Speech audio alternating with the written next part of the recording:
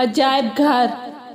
عجائب گھر کا نام ہی اس کی طرز عکاسی کرتا ہوا نظر آتا ہے کہ نہ جانے یہ مقام کیسی کیسی عجیب و غریب چیزوں کا گھرگو ہے۔ عجائب گھر کا نام ہمارے لیے بھی باعث تجسس تھا۔ اب ہم بات کریں گے لاہور کے عجائب گھر کی۔ لاہور کا عجائب گھر ایک بہت ہی کھلی اور خوبصورت سڑک کے کنارے واقع ہے۔ اس کی عمارت بہت شاندار ہے اور ارد گرد باغیچہ ہے۔ عجائب گھر کو مختلف حصوں میں تقسیم کیا گیا ہے۔ ایک حصہ ایسا ہے جہاں پرانے زمانے کی مٹی کے بنے ہوئے برتن، کھلونے، مورتیاں اور ایسی چیزیں اور ہتھیار موجود ہیں جو اس زمانے کی تہذیب و تمدن کا پتہ دیتی ہیں۔ یہ تمام اشیاء دات کے زمانے سے بھی قبل کی ہیں۔ دوسرے حصے میں لکڑی کی اشیاء ہے جن میں مہاتما بدھ کا مجسمہ قابل ذکر ہے۔ وہاں کی ہر شے اپنے دور کی عکاسی کرتی ہے۔ تمام اشیاء پر ان کے مختصر قواعد درج ہوتے ہیں اور احتیاط کے پیش نظر ان اشیاء کو چھونے کی ممانعت ہوتی ہے کہ ہاتھ لگانے سے ان کی نوادرات کو بھی نقصان پہنچ سکتا ہے، اور دوسرے یہ کہ ان پر لگے ہوئے کیمیکل سے ہمیں بھی نقصان پہنچنے کا اندیشہ ہے۔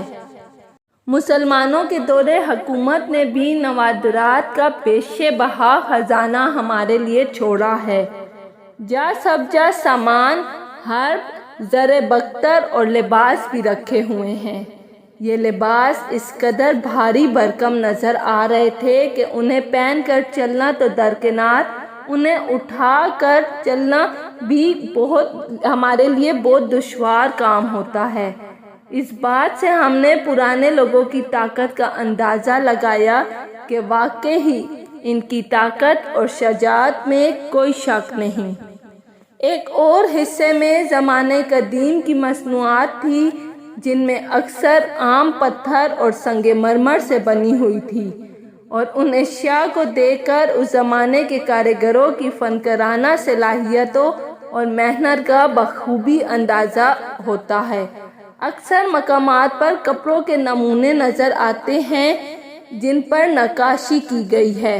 عجائب گھر میں مختلف زمانے کے سکے بھی پڑے ہوئے ہیں جن پر لکھی ہوئی عبارت پڑھنا ہمارے بس سے باہر ہے۔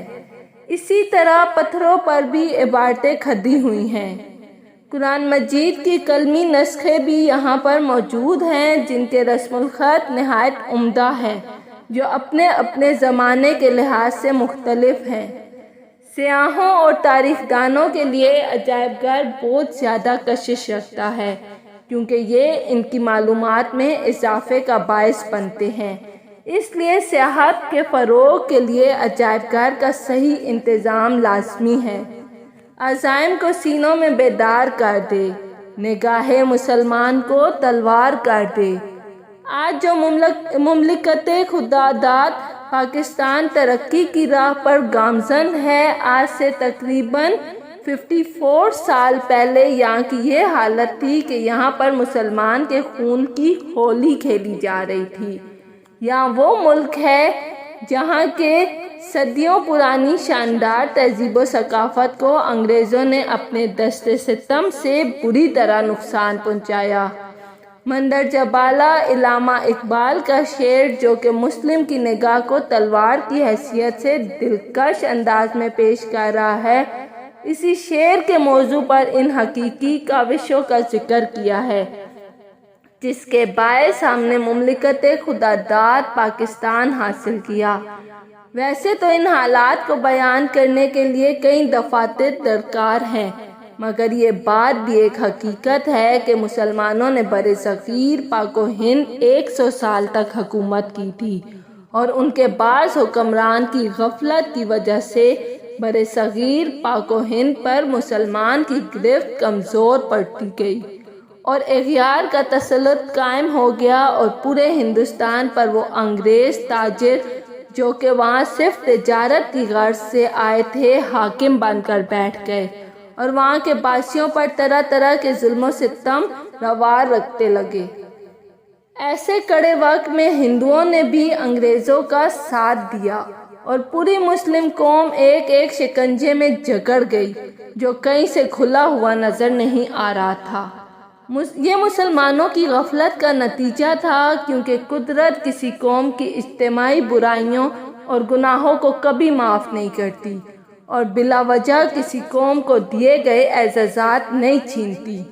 ایسے مشکلات سے گھرے ہوئے دور میں قائد اعظم وہ واحد ہستی تھے جنہوں نے مسلمانوں کو گمراہی اور غلامی کے کنویں سے نکال کر روشنی کی راہ دکھائی، اور ان کا پورا ساتھ مسلمان اور وقت کے عظیم لیڈر اور قومی شاعر علامہ اقبال نے دیا۔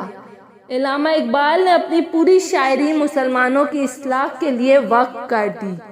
ان کی شاعری مسلمانوں کے لیے اندھیرے میں چراغ کا کام دے رہی تھی، جس کی روشنی میں وہ اپنے کھوئے ہوئے راستوں کو دیکھ کر منزل کی جانب قدم بقدم بڑھ رہے تھے۔